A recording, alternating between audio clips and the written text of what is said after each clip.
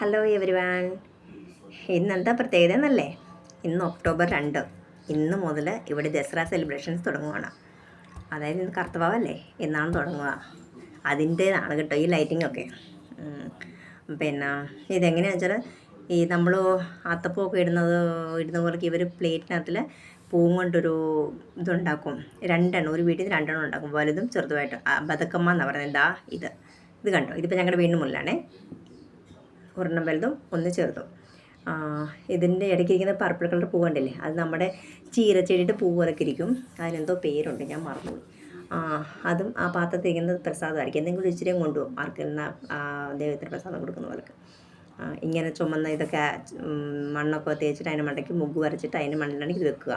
എന്നിട്ട് നമ്മുടെ വീട്ടിൽ കുറച്ചെണ്ണം വെക്കും. എന്നിട്ട് അപ്പുറത്തെ വീടുകളിലായിട്ട് കൊണ്ടുവന്ന് അവരും എല്ലാം കൂടെ കളിക്കും, ഇങ്ങനെ ഡാൻസ് കളിക്കും. പിന്നെ ഇതിപ്പം ഒരു മൈതാനത്താണ്, ഒരു പാർക്കിൽ വന്നിട്ട് എല്ലാവരും കൂടെ കണ്ടില്ലേ വലിയ വലിയ ബതക്കമ്മ കൊണ്ട് വെക്കുന്നത്. ഇങ്ങനെ എല്ലാവരും കൂടെ വെച്ചിട്ട് എല്ലാവരും കൂടെ അതിൻ്റെ ചുറ്റും പാട്ടും പാടി, നമ്മൾ തിരുവാതിര കളിക്കുന്ന പോലക്ക് കൈ കൊട്ടി പാട്ട് പാടി അതിൻ്റെ ചുറ്റും കളിക്കും. അങ്ങനെ കുറേ നേരം അവർ ഡാൻസ് കളിച്ച് കഴിഞ്ഞിട്ട് അത് കൊണ്ടുവന്ന് വെള്ളത്തിൽ ഒഴുക്കി വിടുകയാണ് ചെയ്യുന്നത്. സാധാരണ ഇത് എന്തിനാണ് ചെയ്യുന്നതെന്ന് പറഞ്ഞാൽ, എൻ്റെ അറിവിലിത് നമ്മുടെ സമ്പൽ സമൃദ്ധിക്ക് വേണ്ടിയിട്ട് ഗൗരി ദേവീനെ അല്ലെങ്കിൽ ലക്ഷ്മി ദേവിയെ, ദുർഗമ്മ അങ്ങനെ എന്തും പറയാം, അതിന് ദേവിക്ക് വേണ്ടിയിട്ട് ചെയ്യുന്ന പൂജയാണ്. എന്നിപ്പോൾ വിഗ്രഹങ്ങളും വെക്കും കേട്ടോ. എല്ലാം ഞാൻ വീഡിയോ എടുക്കാൻ ഒത്തിരി താമസിച്ചു. എനിക്ക് ട്യൂഷനൊക്കെ കഴിഞ്ഞപ്പോൾ ഒത്തിരി ലേറ്റായി പോയി, എടുക്കാൻ പറ്റിയില്ല. ദുർഗാദേവിയുടെ വിഗ്രഹം വെക്കും.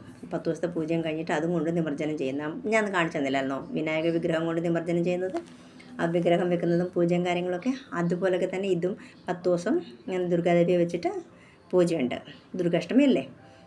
അന്നേരം ഇങ്ങനെ ഇവർ കളിച്ചേച്ച് ഇപ്പം കുറേ നേരം കഴിച്ച് കഴിയുമ്പോഴത്തേനും പിന്നെ അതുകൊണ്ട് വെള്ളത്തിലൊഴുക്കുന്നുണ്ടോ കാണിച്ചു തരാം.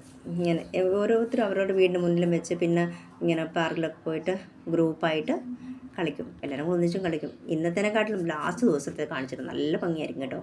വലിയ വലിയ ബതക്കമ്മ ഉണ്ടാവും. ഇത് കണ്ടില്ലേ, വെള്ളത്തിൽ കൊണ്ടുവന്ന് ഇങ്ങനെ ഒഴുക്കി വിടും. ഇപ്പോൾ ഇവിടെ 2-3 പേര് വരുന്നുണ്ടേ. അവർ കൊണ്ടുവന്ന് എങ്ങനെ ഒഴുക്കുന്നതെന്ന് കാണിക്കാം. ഇങ്ങനെ കൊണ്ടുവന്നിട്ട് ഓരോരുത്തരും 2 വെച്ചാൽ ഒന്ന് വലുതും ചെറുതുമായിട്ട്. ഇപ്പോൾ നമ്മളിപ്പം വീടുകളിൽ ഇപ്പം ഞങ്ങളുടെ വീടിൻ്റെ മുന്നിൽ വെച്ചിറങ്ങുകയാണെങ്കിൽ തീരെ ചെറുതല്ലേ.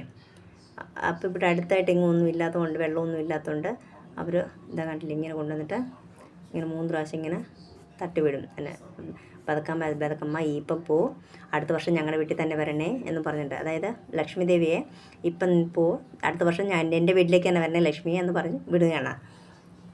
കണ്ടില്ലേ ഇങ്ങനെ. ചെറിയ ചെറിയ ബതക്കമ്മയാണെങ്കിൽ അത് എങ്ങനെയാണെന്ന് വെച്ചാൽ നമ്മുടെ വീട്ടിൽ തന്നെ ഒരു ബേസണിലോ ബക്കറ്റിലോ വെള്ളം എടുത്തിട്ട് അതിനകത്ത് തന്നെ നിമജ്ജനം ചെയ്യുക. ഈ വലുതാണെന്ന് വെച്ചാൽ അല്ലെങ്കിൽ അടുത്ത് ഇങ്ങനെ വല്ലതും ഉണ്ടെങ്കിൽ കൊണ്ടുവന്ന് അതിൽ കൊണ്ടൊഴുക്കും. അങ്ങനെ ഇപ്പം 10ാം ദിവസത്തെ ബതക്കമ്മ ഞാൻ കാണിച്ചു തരാം കേട്ടോ. അസలు എത്ര വലിയ വലിയ ബതക്കമ്മകളാണെന്നറിയോ, എന്ത് ആർഭാടകമായിട്ട് നമ്മൾ ഓണത്തിനൊക്കെ പുതിയ ഡ്രസ്സൊക്കെ ഉപയോഗിച്ച് വരുന്ന പോലെ തന്നെ ഇവരും വലിയ വലിയ പട്ടുസാരിയും എടുത്ത് എല്ലാം. ഇത് ലേഡീസ് സെലിബ്രേഷൻസാണ് കേട്ടോ. അതായത് പെണ്ണുങ്ങളാണ് ഏറ്റവും കൂടുതൽ. ഇത് പെണ്ണുങ്ങളുടെ ഇത് തന്നെയാണെന്ന് വേണം പറയാൻ. എവിടെ നോക്കിയാലും ലേഡീസ് മാത്രമേ കാണുകയുള്ളൂ. കൂട്ടമായിട്ട് ഡാൻസ് കളിച്ച് ഇങ്ങനെ വീടുകളിൽ നിന്ന് വരുന്നത്. ഭയങ്കര ആഘോഷം കേട്ടോ ദസറയ്ക്ക്. സ്കൂളിന് തന്നെ ഒരു 10 മുതൽ 15 ദിവസത്തെ അവധിയുണ്ട്. ശരി, ഞാൻ അടുത്തൊരു വീഡിയോ കൊണ്ട് വരാവേ.